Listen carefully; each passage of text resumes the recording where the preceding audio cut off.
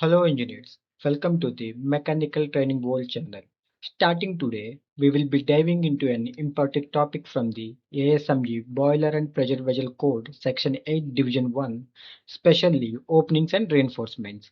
We will be covering the code clauses from UG-36 to UG-46, which generally deal with the design, placement, and reinforcement requirements for openings in pressure vessels. So let's begin our lecture and explore how these rules ensure safety and compliances in pressure vessel design. So let's start with UG-36, that is openings in pressure vessel.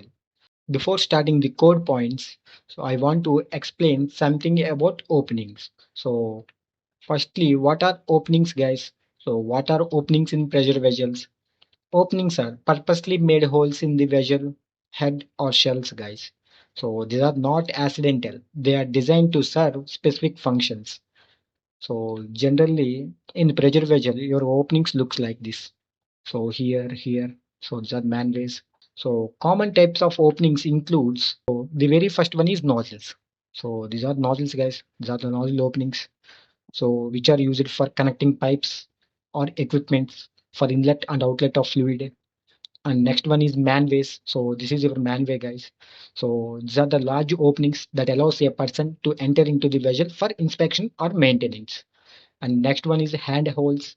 So they are similar to the manways but are smaller in size, which are used for limited access. And next one is instrumental connections. So for installing gauges or sensors or other instruments, we use this instrumental connections openings. And next one is drains or vent ports. Drain openings are bought at the bottom of the vessel, guys.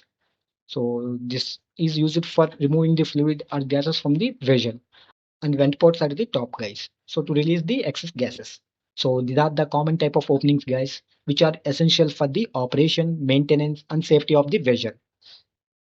And next, so what is the purpose of the opening in a vessel? What is the main purpose of the opening in a vessel, guys? So the very first one is process connections. So these process connections are generally at the head or shell. So here we can provide your opening, and in this opening we weld the nozzle, guys, and nozzle is welded to this pipe. So generally these openings are used to allow inlet or outlet the fluid. If you want to inject the fluid or if you want outlet the fluid, we will use this process connections. Or for piping connections to other equipments, we can connect this end to the other equipment as well. And next one is inspection and maintenance. So I already informed you that this is the manhole. From this manhole, a person enter inside the vessel. He will inspect or he will repair if there is any defects in the vessel, and also he will clean the vessel from this manhole, guys. And next one is draining and venting. So our draining openings are at the bottom of the tank, and vent holes are opening at the top of the tank. And next one is for installation of safety devices. So here you are seeing the safety devices. So for installing the safety devices also we need openings. So this is the main purposes of openings in the vessel. We need openings for these purposes, but while calculating the thickness, we are not considering these openings, right? So while calculating the thickness by using UG-27 to UG-28, so we are not considering these openings. So what are the rules or what are the limitations given by the code if you want to provide the opening in our pressure vessel? So that's why we are referring these openings and reinforcement clauses in ASME BPVC Section 8 Division 1 code.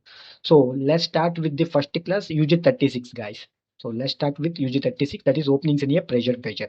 So if you open the code, you will see UG-36A, that is shape of opening. So the code suggests that openings in cylindrical or conical portions of vessels or in formed heads shall preferably be circular or elliptical or oblong shapes. So the code suggested that circular, elliptical, oblong shapes, guys. So if this is your pressure vessel, for example, this is your pressure vessel. So the code suggested that if you want to provide your opening, you need to put circular shape or elliptical shape or oblong shapes. So generally these three shapes are generally given by the code, guys. So if you want to provide an irregular shape also, there is no problem. But if you provide irregular shape to the vessel, while calculations, you will face problems because for irregular shape, there are no formulas to find out the uh, to withstand the pressure or not, how much thickness you need at that openings area. So all these are problems, guys, if you provide irregular shapes. So that's why the code suggested that circular elliptical abroad. And next point is when the long dimension of elliptical or abroad opening exceed twice the short dimension, the reinforcement across the short dimension shall be increased as necessary to provide against excessive distortion due to twisting movement. So what does it mean? So when the opening is too elongated. So for example, if an elliptical abroad opening is there, so this is your elliptical opening. This is your longer side dimension, that is L, guys, and this is your shorter dimension, that is B. If your longer dimension is greater than or equal to twice the shorter dimension, then it becomes structurally weaker, guys. So if this dimension is greater than or equal to 2 times of smaller dimension, your opening shall be structurally weaker. The shape can twist or distort under pressure or load, guys. So what to do then? So what to do? You must increase reinforcement across the short side of the opening. So this is the short side, right? You must need to increase the reinforcement. So that's why we use reinforcement pad, guys, at opening areas. So this helps prevent twisting or deformation due to internal pressure or external forces. So I hope you are getting this second point. One more point, what code is saying is whatever the shape you want, you have, guys.